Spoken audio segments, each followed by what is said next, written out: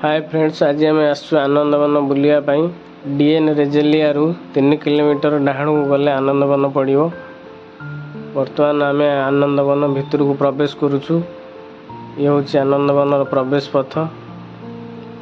एठी आपन को टिकेट करिया पड़ो। टिकेट रो मूल्य रही 5 टंका। क्यूआर कोड स्कैन करके आम टिकेट कलु।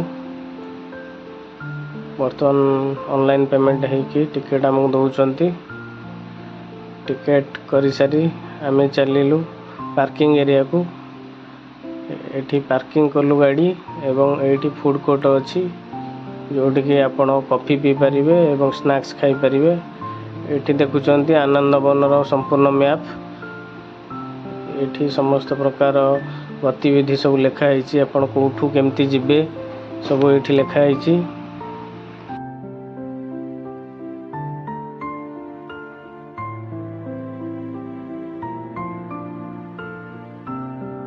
एठारे आपण माने देखुचंती मिशन शक्ति कैफ एवं कोरापुट कॉफी अच्छी।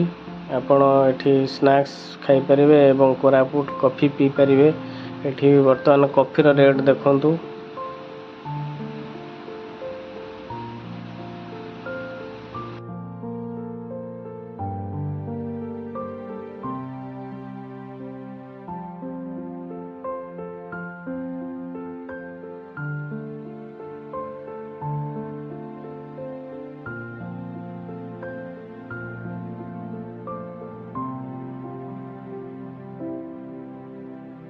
बर्तमान आम सिक्यूरीटी को टिकेट देखाई पार्क भीतर को प्रवेश करिवा।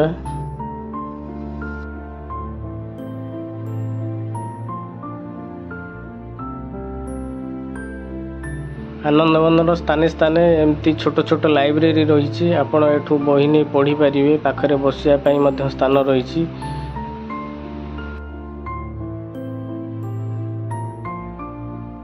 आनंदवन एंट्री टाइम हूँ सकाळ 6 रु संध्या 6 एवं दिन 11 रु 3टा जाए पार्क मेंटेनेंस की बंद रोचे।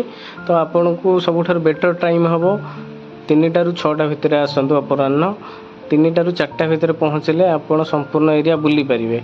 नहले आपन समय हेनी। आनंदवन मुख्य आकर्षण यही काठपोल जोटा कि एक जलाशय उपर तैयारी करा जायछि।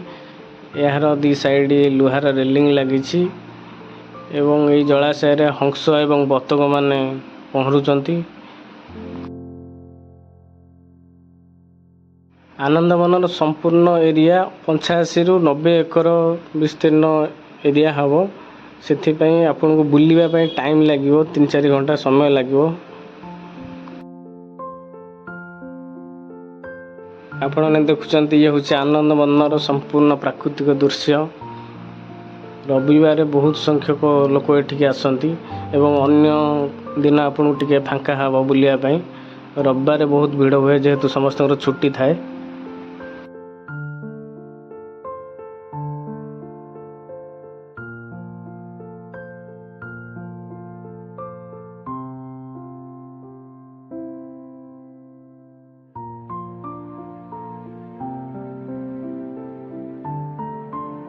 आनंदवन अन्य एक आकर्षणीय एरिया ये हूँ जोग एरिया। एठी एक पिंडी रही। एठी आपण जोग करि पारिबे, बसी पारिबे।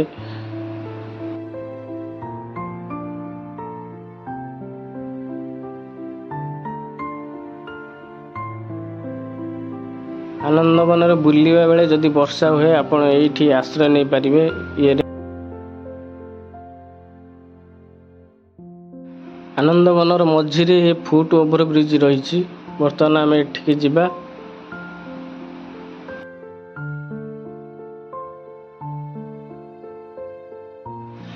आपण ने देखुचंती ये हूँ ब्रिज ऊपर दृश्य। देखंतु केते सुंदर दृश्य ये।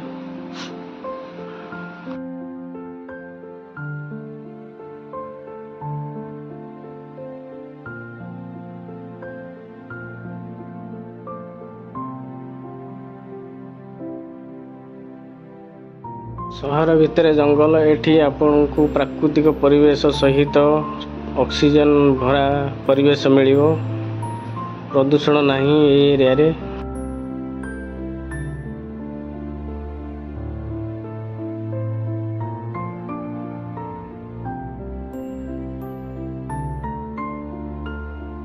2024 मसीहा मार्च मासरे यार ओपनिंग होइतिला। आपण देखंतु एठारे बहुत औषधीय गछ लगा जायछि एवं यार नामकरण मध्य करा जायछि।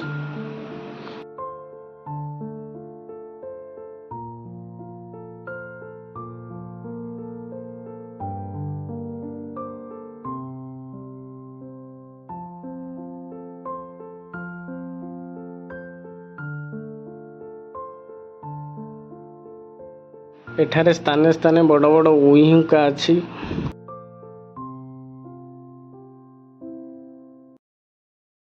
होउछि शौचालय, आपन को बाहर शौच करिया पड़िबोनी।